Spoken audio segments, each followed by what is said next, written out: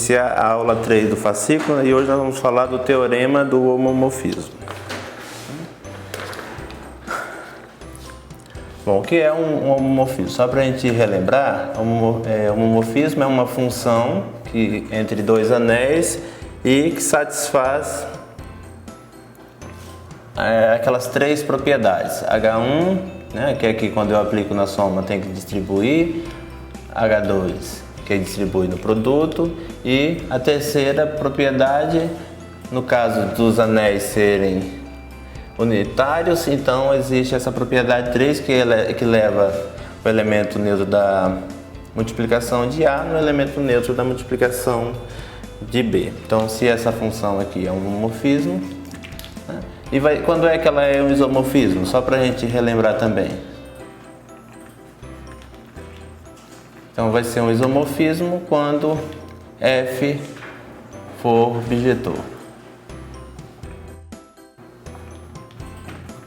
Então, se for um homomorfismo bijetor, então nós dizemos que F é um isomorfismo.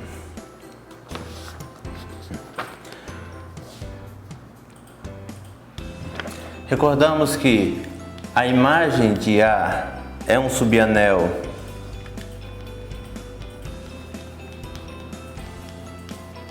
do anel B, o núcleo do homomorfismo é um ideal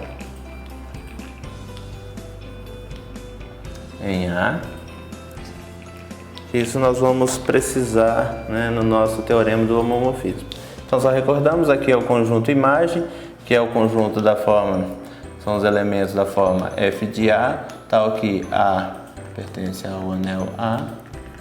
Núcleo é o conjunto dos elementos de A, tal que a imagem se anula.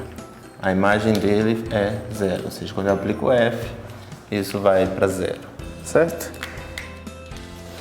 Bom, esse é o teorema do homomorfismo de anéis. Então, dado um homomorfismo F entre os anéis A e B, então existe um isomorfismo de anéis, esse isomorfismo φ, que vai do anel quociente de A quocientado pelo núcleo do homomorfismo na imagem de F, ou na imagem de A, que satisfaz essa composição aqui, ou seja, o homomorfismo F vai ser a composição entre o isomorfismo φ e essa função π, onde esse π é o nosso homomorfismo canônico, né? Então esse homomorfismo aqui pega cada elemento do anel e leva nesse elemento A mais o núcleo de F, certo? Ou de forma gráfica seria assim. Então nós temos aqui o anel A função F, né, o nosso homomorfismo F vai de A em B.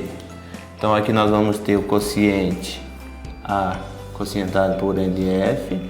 Aqui nós definimos esse homomorfismo canônico π. E então o que o nosso teorema garante é que sempre vai existir esse isomorfismo φ. Em outros termos, é comum dizer que esse gráfico, esse sistema é comutativo, ou seja, a F é igual à composição da φ com a π, dessa forma aqui, certo? Então, para você fazer o caminho de A até B, por esse homomorfismo, você pode pegar esse outro caminho aqui. Na vida acadêmica de vocês vão ouvir muito falar desse teorema do homomorfismo de anéis. É muito importante, né, no estudo de álgebras. Bom, uma consequência do nosso teorema de homomorfismo é esse corolário aqui, que nós temos, que nós tivermos um homomorfismo sobrejetor, então A quocientado por NF e B são isomorfos. Porque o nosso teorema diz o seguinte, ó, se tivermos o homomorfismo que vai de A em B, aqui nós vamos ter A quocientado por NF e aqui nós temos vamos escrever assim, a nossa função π, que é o nosso homomorfismo canônico, e aqui nós vamos ter um isomorfismo φ em F de A, na imagem de A, certo? Então, o que diz esse corolário? Se é sobrejetor, se F é sobrejetor, o que significa ser sobrejetor? Que a imagem de A é igual a B. Então, claro, olha, pelo teorema nós vamos ter que A quocientado por NF é isomorfo a F de A.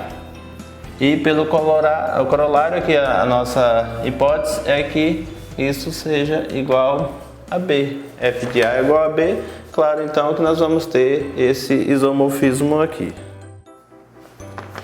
Bom, uma segunda consequência é o corolário 2. Aqui nós pegamos um inteiro positivo, então esses anéis Z quocientado por NZ e Zn são isomorfos. Aqui o que vocês vão, a demonstração eu não vou fazer aqui, mas tem feito no fascículo e eu vou deixar como exercício para vocês. Então essa demonstração é um exercício, um dos exercícios, né, que eu estou deixando para vocês. O que vocês vão fazer? Leiam o fascículo, refaçam essa demonstração e essa demonstração vai ser um dos exercícios que vai estar na lista que eu vou enviar para vocês. Tá bom? O que vocês precisam? Aqui vocês têm a função que vai dizer em Zn, a nossa função f. Aqui nós vamos ter o quociente Z quocientado por NZ. Aqui a função π. E aqui vocês vão ter aquele φ. Então o que vocês vão mostrar lá? Primeiro vocês têm que mostrar que NZ é o núcleo de F. Que é um primeiro, né, para valer para aplicar o teorema do homomorfismo de anéis, aqui tem que ser o núcleo do homomorfismo. E depois vocês vão ter que mostrar que φ é um isomorfismo, né? Ou seja, que esse anel é isomorfo a esse aqui, tá bom? Então fica aí mais esse exercício para vocês. Em breve eu vou enviar para vocês a lista de exercícios, tá certo? E assim terminamos a nossa aula 3.